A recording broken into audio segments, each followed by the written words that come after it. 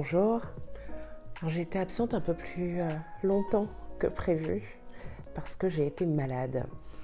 Et pour ce retour, j'avais envie de faire simple, de revenir à cette simplicité que j'aime tant. Une des raisons pour lesquelles j'ai envie de revenir à cette simplicité, c'est parce que je ne peux pas passer à côté de ça. Je le vois tous les jours chez mes clientes, dans mon audience de façon générale et dans tout le milieu du développement personnel et de la spiritualité. Nous avons tendance à nous compliquer la tâche. Nous avons tendance à penser que tout est censé être compliqué. Alors, je ne nie pas qu'il y a un tas de choses qui sont super complexes, super compliquées.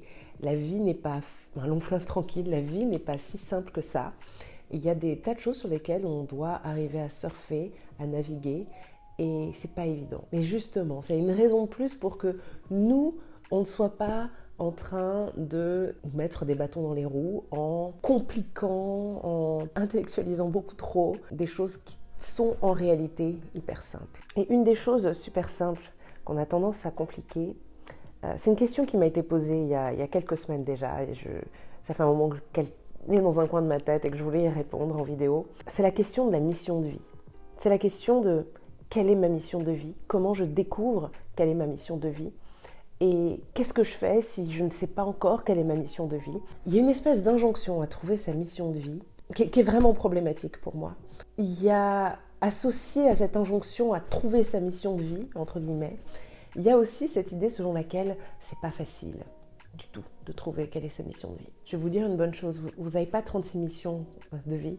Votre mission de vie, c'est d'être heureuse. Point.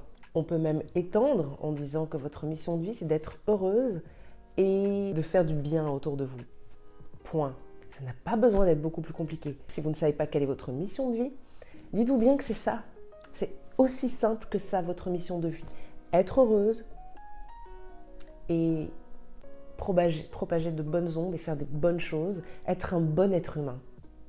C'est ça votre mission de vie. Être un bon être humain.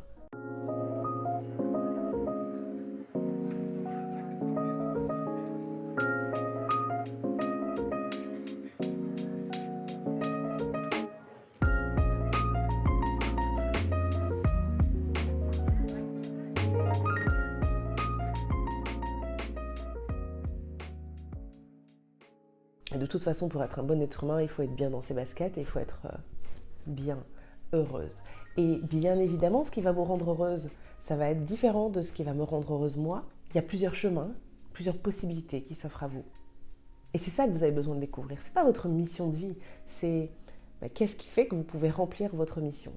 Alors je vous invite à y réfléchir, évidemment, mais n'oubliez pas que c'est pas dans la réflexion qu'on découvre ce genre de choses, en fait.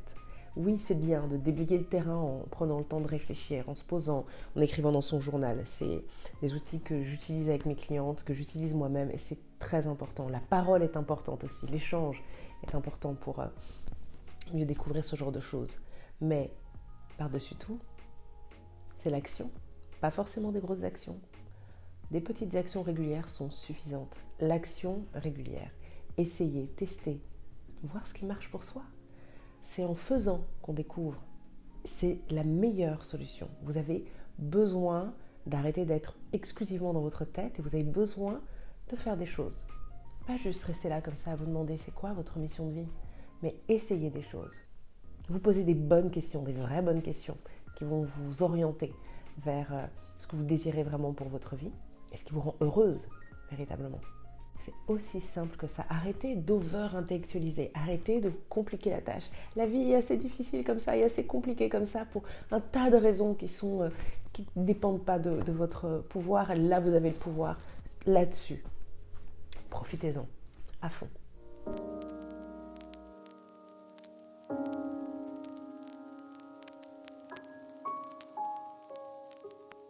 Et sur une autre note, je profite de l'opportunité pour vous rappeler deux choses importantes, pour vous l'annoncer si vous n'avez pas vu mes posts sur les réseaux sociaux, si vous n'êtes pas abonné à mes transmissions hebdomadaires par email.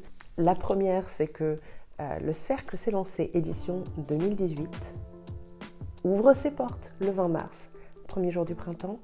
et les inscriptions sont évidemment ouvertes. Vous pouvez vous inscrire, je vous invite à aller jeter un œil sur la page d'invitation ici. Bien entendu, je serai enchantée de vous accompagner, de vous guider vers vos rêves. On a 3 mois, le temps d'une saison ensemble pour faire ça.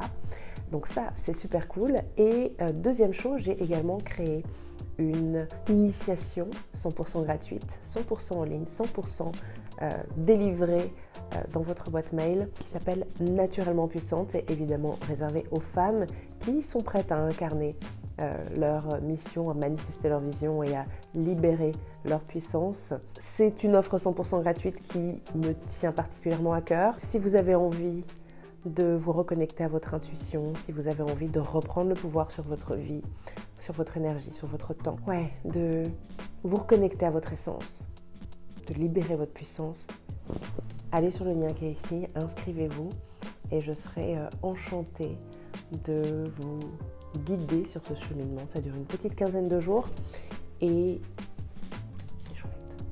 Sur ces bonnes paroles, je vous dis à bientôt pour une nouvelle vidéo ou pour un nouvel article sur mon blog. Vous savez où me retrouver. Ici, à très vite.